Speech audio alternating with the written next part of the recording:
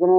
ମୁଁ ଦିନେ ଟ୍ୟୁସନ୍ କରୁଥିଲି ଛୁଆଙ୍କ ପାଖରେ ଟ୍ୟୁସନ୍ କରୁଥିଲି କମ୍ ପଇସାରେ 1990 ମସିହାରେ ମୁଁ ଘରୁ ଆଇଲା ପରେ ଟ୍ୟୁସନ୍ କରୁଥିଲି। ଟ୍ୟୁସନ୍ କରିକି ମାଷ୍ଟର ଉପାଧି ପାଇଥିଲି। ମୁଁ ଗୋଟେ ଜିନିଷକୁ ଚିନ୍ତାଧାରା ଭିତରେ ରଖିଛି ଯୋଉଟାକି ମୁଁ ଲେଖିଛି ଯେ ମଣିଷ ଆଜି ସେଇ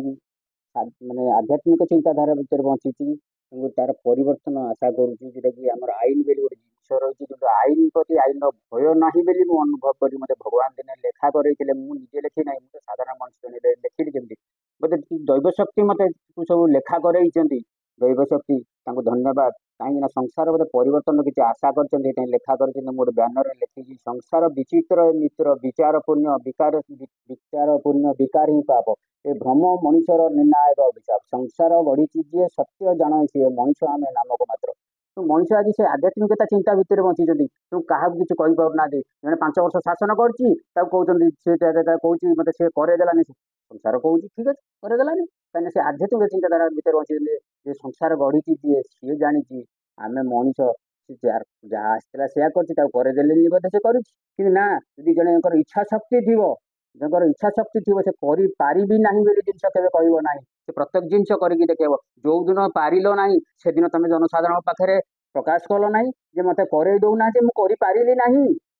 ପଛରେ ଆଉ କଣ ତାପରେ ଦଳ ବଦଳ କରି ଆଜି ଦଳ ତ ଗୋଟେ ସଂଗଠନ ପ୍ରତ୍ୟେକ ଦଳ ହିଁ ସଂଗଠନ ଆମେ ସିନା ସ୍ୱାଧୀନରେ ଲଢି ବୋଲି ପ୍ରତିଜ୍ଞା କରିଛି ସିନା କିନ୍ତୁ ପ୍ରତ୍ୟେକ ଦଳ ଗୋଟେ ସଂଗଠନ ଯୋଉଟା ମୁଁ ଲେଖିଛି ଯେ ସଂସାର ସତ୍ୟରେ ଯେ ଉଲଗ୍ନ ପରେ ପରିଧାନ ବ୍ରହ୍ମ ପରେ ସଂଶୋଧନ ଜନସାଧାରଣୀ ସଂଗଠନ ଆମେ ସମସ୍ତେ ସ୍ୱାଧୀନ ତେଣୁକରି ସ୍ୱାଧୀନ ତାହେଲେ ତମେ ଯଦି ସବୁ ସଂଗଠନରେ ରହିକି ଏ ପ୍ରକାର କରୁଛ କାଲି ସକାଳେ ଆଉ ଗୋଟେ ସଂଗଠନରେ ଆସିଲା ପରେ କରିପାରିବ କିଛି ତମର ଅଛି କାହିଁକିନା ସଂଗଠନ ମାଧ୍ୟମରେ କରିବ ସଂଗଠନ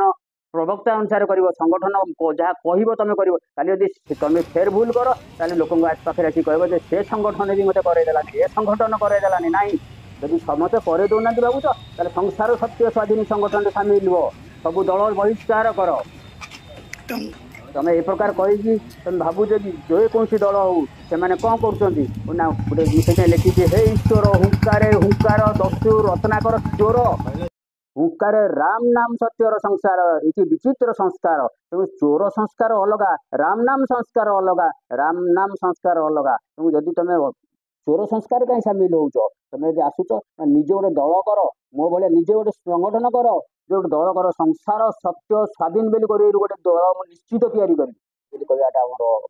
ବାହୁଲ୍ୟ ଜିନିଷ କାହିଁକିନା ଆମେ ଯେତେବେଳେ ଛୋଟବେଳେ ପାଠ ପଢିଥିଲେ ସାଧାରଣ କ୍ରମେ ଆମେ ସାର୍ ମାନେ ଯେତେବେଳେ ଆମକୁ ପଚାରିଥିଲେ ବାବୁ ତୁ କଣ ହବୁ ଆମେ ଯାହାଟେ ହେବା ବୋଲି କହିଥିଲେ ଡାକ୍ତର ହୁଅନ୍ତୁ ମାଜିଷ୍ଟ୍ରେଟ ହୁଅନ୍ତୁ ପୋଲିସ ହୁଅନ୍ତୁ ଯାହା ବି ହେବାକୁ ହିଁ କହିଥିଲେ ଆମେ ସତ୍ର ମାର୍ଗ ଦେଖାଇବା ବୋଲି ସଂସାରକୁ କହିଥିଲେ କିନ୍ତୁ ଯେତେବେଳେ ଆସିକି ସଂସାରରେ ଯେତେବେଳେ ଆମେ କୌଣସି ଗୋଟେ ପଦବୀରେ ପହଞ୍ଚୁଛନ୍ତି ଆମେ କାହିଁକି ସଂସାର ଏମିତି ବିଚିତ୍ର ହେଇଯାଇଛି ଆଇନ ଏମିତି ଖରାପ କଳୁଷିତ ହେଇଯାଇଛି ଯୋଉଟା କି ସମସ୍ତେ ବେଆଇନକୁ ଗ୍ରହଣ କରିବା ପାଇଁ ରାଜି ଅଛନ୍ତି ଦୁଃଖରେ ବି ତାକୁ ସ୍ୱୀକାର କରିନେଉଛନ୍ତି ଆଇନ କରପସନ ଆଇନ କି ଦୁଃଖରେ ବି ସ୍ୱୀକାର କରୁନଛନ୍ତି କାହିଁକି ନହେଲେ ଆଜି କୋରାପୁଟ କଳାହାଣ୍ଡି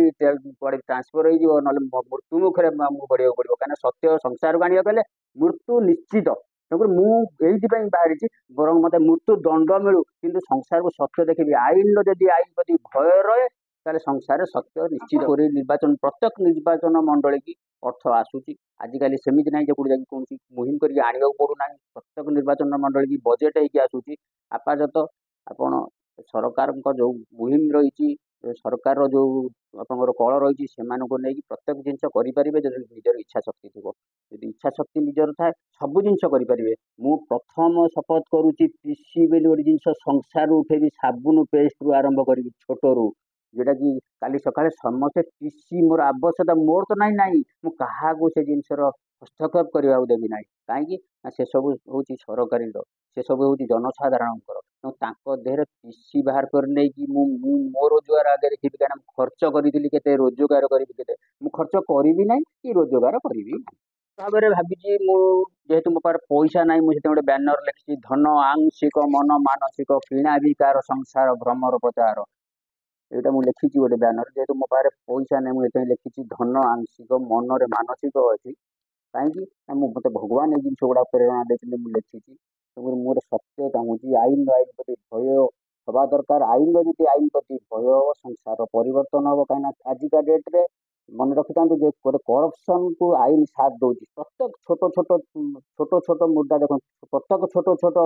ଆପଣ କରପସନ ଯୋଉଟାକି ଆଇନ ସେ ତାକୁ ବଳ ଦଉଛି ବୋଲି ସେ ଆଜି ସଂସାର ଆସ୍ତେ ଆସ୍ତେ ଅନ୍ଧକାରମୟ ହେଇଗଲାଣି, କରପ୍ସନ୍ ହେଇଗଲାଣି। ତେଣୁ ମୁଁ ଚାହୁଁଛି ଆଇନର ପ୍ରତି ଭୟ ଗୋଟେ ମୁହିମ ଦେଖିକି ଯଦି 5 ବର୍ଷ 5 ଇୟର୍ସ ଯଦି ଖରାପ ଆଇନ କି 5 ବର୍ଷ ସସ୍ପେଣ୍ଡ କରାଯାଏ ଆଇନ ଠାରୁ, ତାହେଲେ ସଂସାର